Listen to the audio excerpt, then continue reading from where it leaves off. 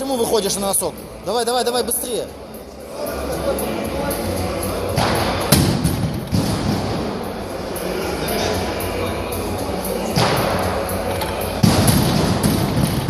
Что ты сразу отвлекаешься? Я тебе что-то говорю, ты не можешь делать и слушать одновременно. Ты же умеешь ходить и жевать жвачку одновременно. Так и тут делай и слушай.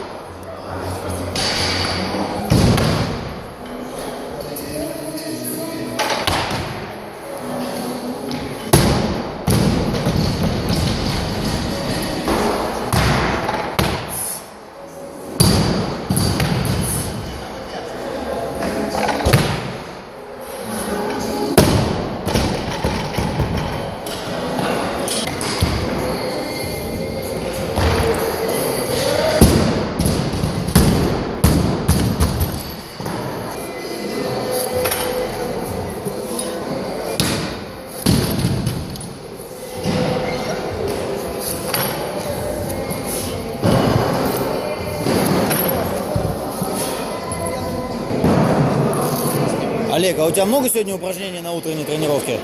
У меня рвут. Классика. И сейчас тяга. А ты вообще утренние тренировки большие делаешь? Да?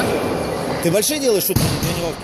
Ну, зависит от нагрузки, какая день, да? А в понедельник, наверное, поменьше, да? Понедельник.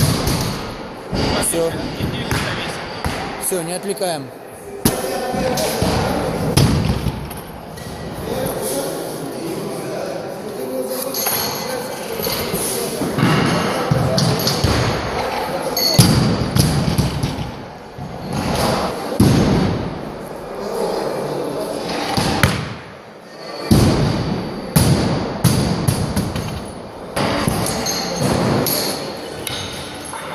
Выше. Выше до места подрыва доводи. Сейчас спину не держал. Спереди ногами держишь. Ногами вытягиваешь, а нужно держать спиной.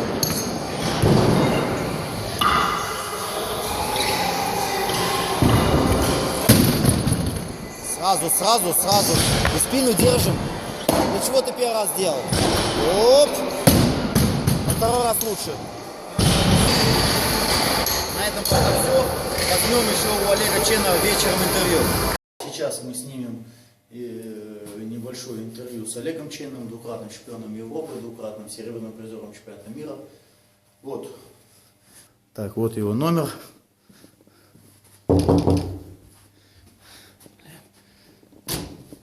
Олег. Привет, Лай. Заходи.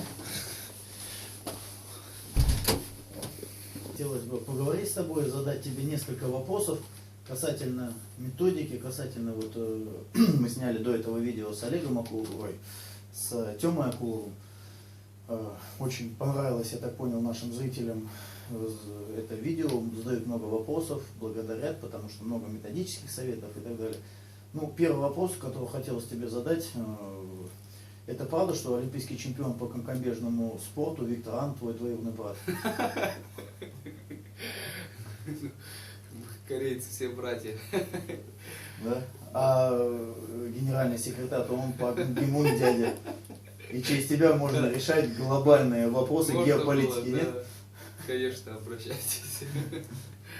Понятно. Ну, ты знаешь, во-первых, хотелось бы начать повыставляться с тобой. Я с тобой так смотрю, как ты поднимаешь. Такая оригинальная техника, такая, ну, оригинальная, то есть у тебя тренировки, ты, я так заметил, в принципе, довольно долго тренируешься, большие промежутки между подходами, так, довольно медлительно, но в то же время движение уникально скоростное, уникально взрывное, и все штанга так все попадает, просто, ну, восхищение вызывает.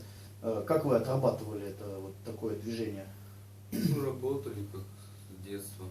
Вот, А такая своеобразная у тебя, такой своеобразный подъем, все равно все правильно, но, конечно, у тебя такой узкий хват в рывке, я, честно говоря, с таким не сталкивался, не видел никогда. Да, Вот. у меня углы другие чуть-чуть. Вот.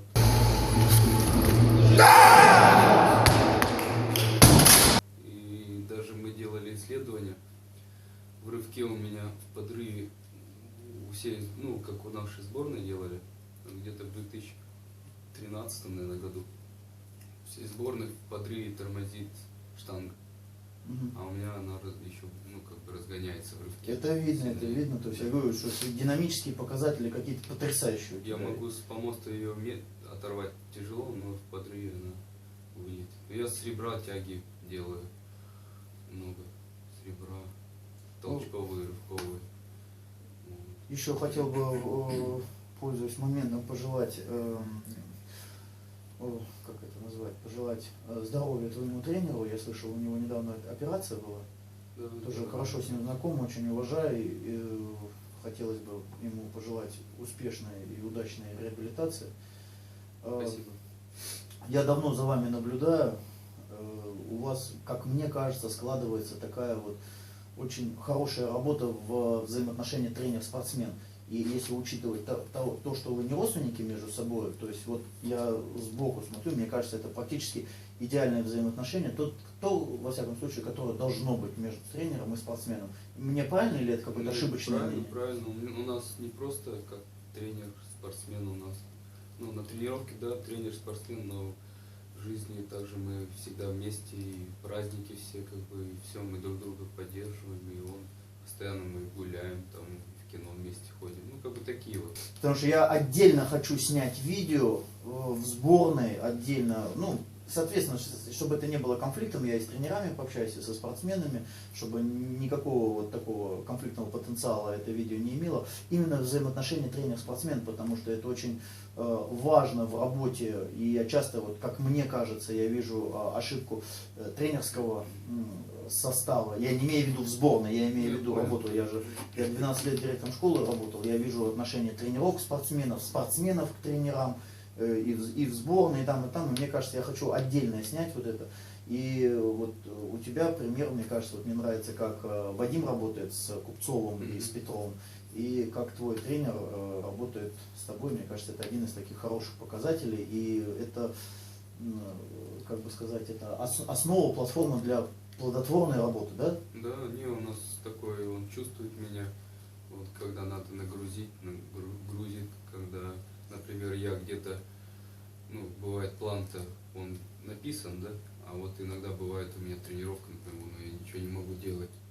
Вообще, Да. вот приходишь и все, я просто наклоны поделаю и там пожму, он сам говорит, по самочувствию, как бы больше по самочувствию я тренируюсь. А у тебя есть какие-то вот методические особенности, те особенности, с которыми ты бы мог поделиться на камеру и со спортсменами, которые тоже тренируются, потому что сейчас очень модно тренироваться онлайн, я сам веду некоторых спортсменов онлайн, и я думаю, ты ведешь, если у тебя хватает на это время.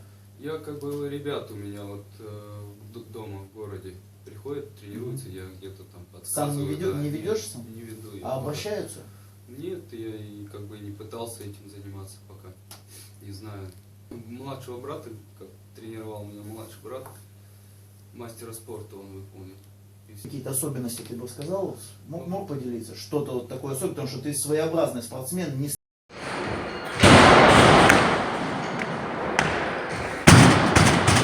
работать надо, конечно, больше. На взрывное. Вот. Я работаю на тех, ну, как бы,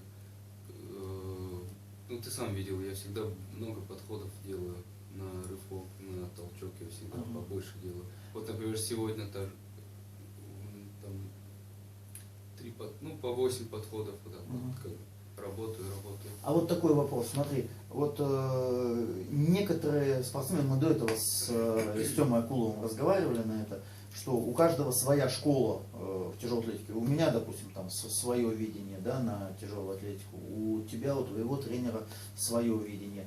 Ты как считаешь, ты сам больше внимания уделяешь физике, классике, или комбинацию этих двух понятий, или, например, каким-то другим особенностям, больше там технической особенности, или технические именно скоростными, взрывными, вот ты куда больше внимания уделяешь? Я больше на физику, конечно, и у меня чаще всего я меньше 80-90% я не работаю. Ну, всегда вот работаю 80-90%. То есть на больших весах стараешься? На больших весах всегда, да. Наклоны. Ну, вот, честно говоря, со стороны внешности, вот наблюдая тебя со стороны, кажется, что ты не столько на физику спортсмен, который физикой, скажем так, поднимаешь ногу, сколько именно техничный спортсмен. Ну, техника тоже, я работаю на технику. Потому что у тебя развит это в основном Ну, именно да, техничное больше- положение. да, Рывок, больше на толчок, технику, вроде. да, но вот в данный момент и подготовку сбор как бы больше на физику я стараюсь давать. Ну где-то, если самочувствие нормальное, я могу в рывке побольше. Я думаю, интересно будет зрителям, если не секрет, лучшие приседания твои, какие результаты? Ну, лучше 220. Я на плечах вставал на 4 раза, один подход. И на груди 200 на раз вставал. Это небольшие это показатели небольшие, для нет, толчка. это Ты да. 184 толкал? Да. Для толчка 184 Да, это небольшие. Я немного.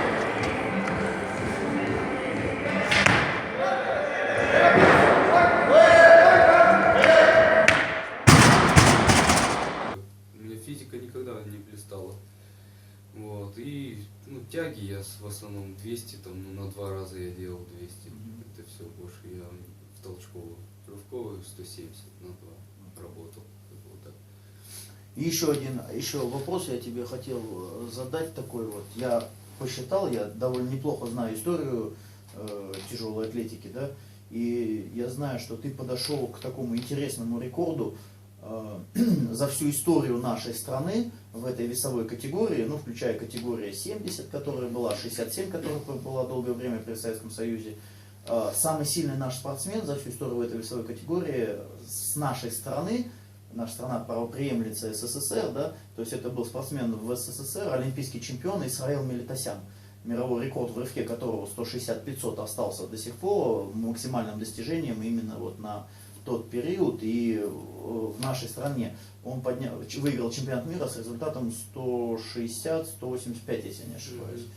Вот. И ты максимально близко к этому результату подошел, ты 160 вырвал и 184 толкнул. Есть ли у тебя в планах побитие вот этого рекорда 161, 185, чтобы в сумме и хотя бы, допустим, в рывке стать абсолютным чемпионом нашей страны за всю историю? Потому что я, например, тренировался с Андреем Чемеркиным, я знаю, у него были планы побить рекорд Тараненко, он к этому максимально близко подошел. Ну, с нашей с точки зрения, да, допустим, зрительской, то есть кажется, что там, ну что, он 263 легко толкнул на мире, там осталось ему 3 килограмма. Конечно, эти 3 килограмма, я понимаю, это не просто так, вырвать 160 тебе на международных соревнованиях и там 162, это разница огромная, допустим. Вот как у тебя есть такие планы или нет? Да есть, конечно, и хочется больше 160 порвать, и не только 161. Но я думаю, все получится, просто главная цель тренироваться, идти к ней.